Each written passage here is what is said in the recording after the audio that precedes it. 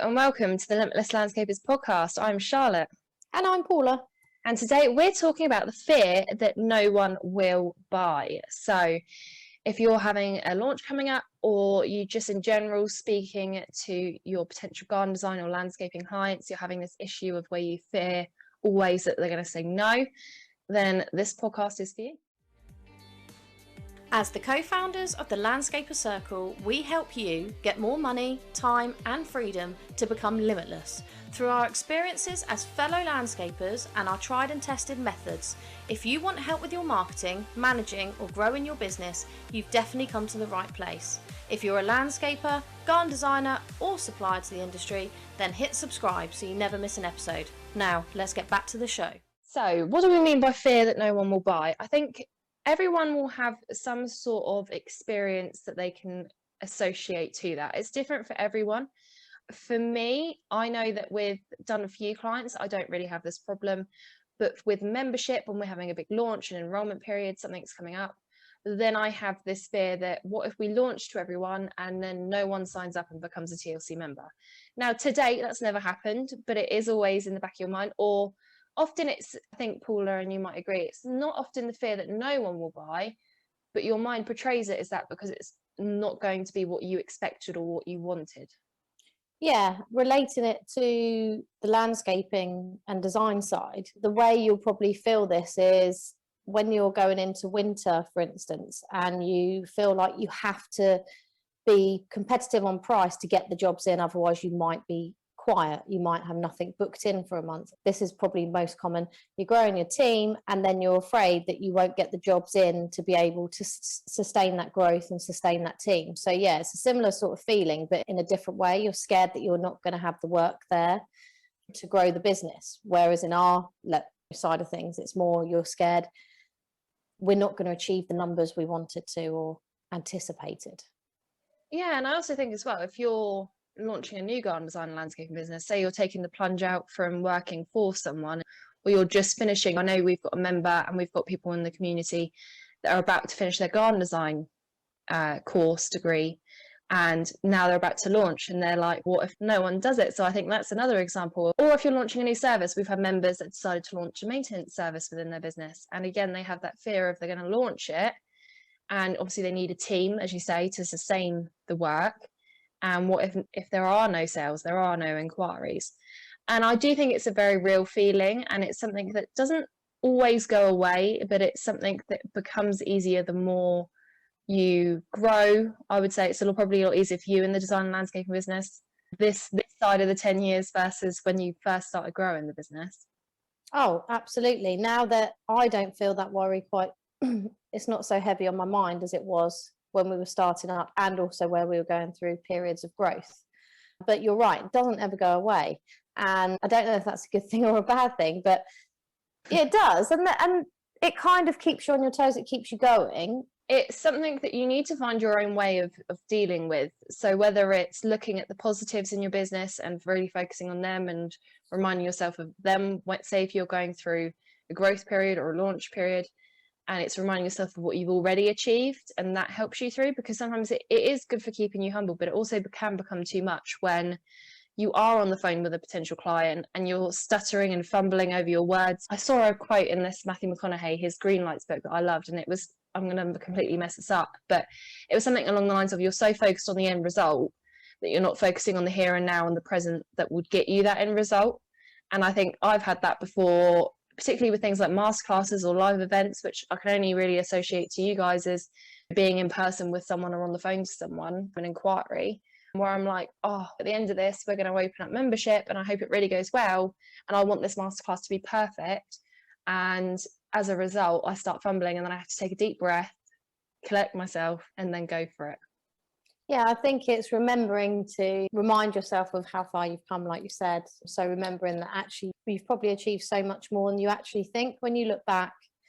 I did a great exercise once when I was fairly overwhelmed, and someone said to do it. They said, write everything down you've achieved in your life. Now, there's quite a lot of things you could put, both personal and business. But when I got to the end, I was like, oh my God, it hasn't been so depressing as I initially thought, because I wasn't where I exactly want to be at that exact moment in time. And I think looking back, reflecting, reminding yourself how far you've come can be a really good driver for where you're going. And also, it doesn't really matter if you don't have any sales initially.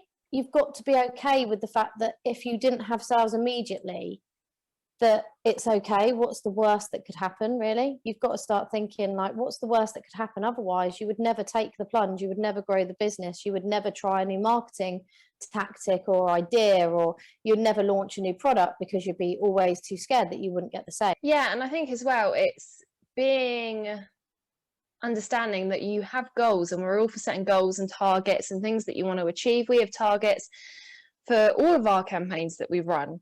But if you don't achieve them, then that's okay. Either you need to tweak what you're saying to people, or how you're saying it, or what marketing you're using, or is it that there isn't a need for what you're offering them if it's a new product or service?